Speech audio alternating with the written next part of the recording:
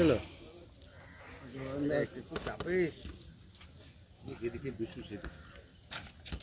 দাদা লুকটা তৈরি করে দাও রোল না রেডি রোল হ্যাঁ, রাস্তা আটকে নামাজ পড়াটা একটা অভ্যেস হয়ে যাচ্ছে। আমরা জানি যে উত্তরপ্রদেশ, উত্তরাখণ্ড এই সমস্ত রাজ্যে ইতিমধ্যেই বলা হয়েছে নামাজটা নিশ্চয়ই পড়া হবে, সেটা মসজিদের ভেতর গিয়ে পড়া হবে।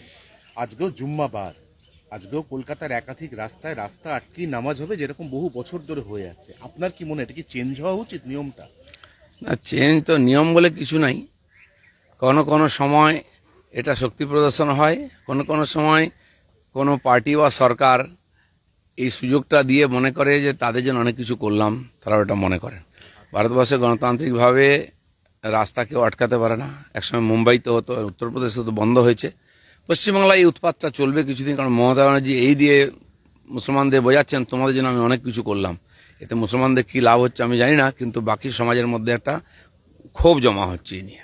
এই শহরে তো রেড রোড বন্ধ করে স্বয়ং মুখ্যমন্ত্রী নামাজ পড়তে যান। মুখ্যমন্ত্রী যদি নামাজ পড়েন রাস্তা বন্ধ করে, কে বিরোধিতা করবে? কিন্তু এই অভ্যাসটা হয়ে গেলে পরে মুসলমানদের সমস্যা হবে। কারণ নামাজ তো মসজিদে পড়তে হয়, আমরা যদ্দূর জানি। বিশেষ উৎসব পরব হলে হয়তো সংখ্যা বেশি হয়, তখন তাদের জন্য ঈদগাহ আছে আলাদা, বা কোনো মাঠের অনুমতি নিয়ে সেখানে তারা করে এসছেন। কিন্তু রেড রোডে নামাজ পড়ার অধিকারে যদি পড়ে যায়, পরে যদি এটা কোনো কারণে বন্ধ হয়, তখন সমস্যা হবে। উত্তরবঙ্গে আপনাদের ভাঙন, রক্তক্ষরণ অব্যাহত। গতকাল উত্তরবঙ্গে আপনাদের স্ট্যান্ডিং এমএলএ তিনি দল ছেড়ে তৃণমূল জয়েন করলেন। তিনি বিজেপির কার্যকর্তা ছিলেন না, তিনি গজমুর কার্যকর্তা ছিলেন। চিরদিন তার বক্তব্য আপনি দেখে আসুন, তিনি বিজেপির আইডিওলজির পক্ষে বলেন না। তাকে সতর্কও করা হয়েছে। তো যখন সমঝোতা ছিল আমাদের সঙ্গে, গজমুর সঙ্গে, তাকে টিকিট দেওয়া হয়েছিল। তিনি তার মতোই ছিলেন। তিনি টিএমসির বিরুদ্ধে লড়াই করে এসেছিলেন, আবার টিএমসিতে যেতে চান, সেটা এখানকার মানুষ ঠিক করবে। হ্যাঁ, কিন্তু ভোটের আগে উত্তরবঙ্গ, যেটা বিজেপির শক্ত ঘাঁটি বলে আপনারা বলেন, দক্ষিণবঙ্গের বাঁকুড়া, পুরুলিয়ার পাশাপাশি উত্তরবঙ্গই আপনাদের সব থেকে স্ট্রং বেস। উত্তরবঙ্গ আগের থেকে শক্ত ঘাঁটি ছিল, এখনও আছে।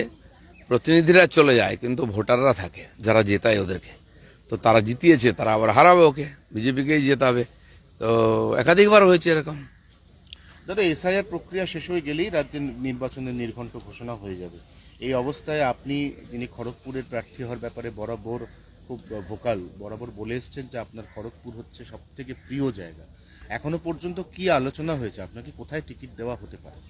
কারোর সঙ্গে কোনো আলোচনা হয়নি। তার জন্য বডি আছে, জেলা থেকে নির্ণয় নেওয়া হয়, প্রদেশ থেকে, আর সর্বোচ্চ নির্ণয় হয় পার্লামেন্টারি বোর্ডে। পার্লামেন্ট বা অ্যাসেম্বলি ইলেকশনে তারা ঠিক করেন।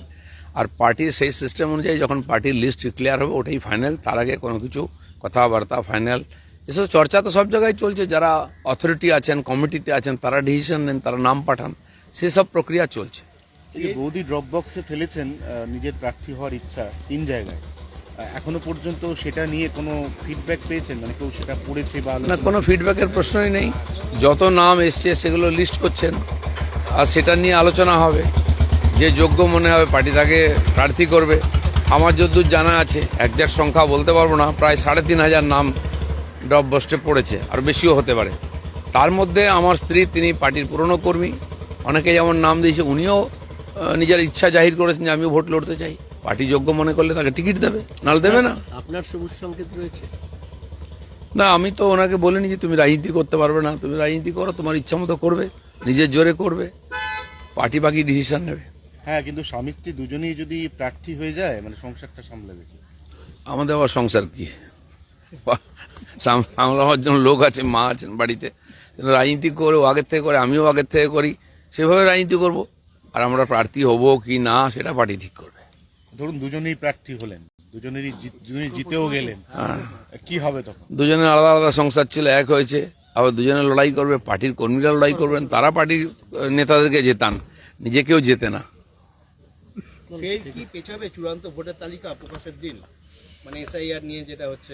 এখনো আমার যেটা মনে হলো, খবরে শুনলাম প্রায় 85 লাখ লোকের ভাগ্য এখনো ঝুলে আছে।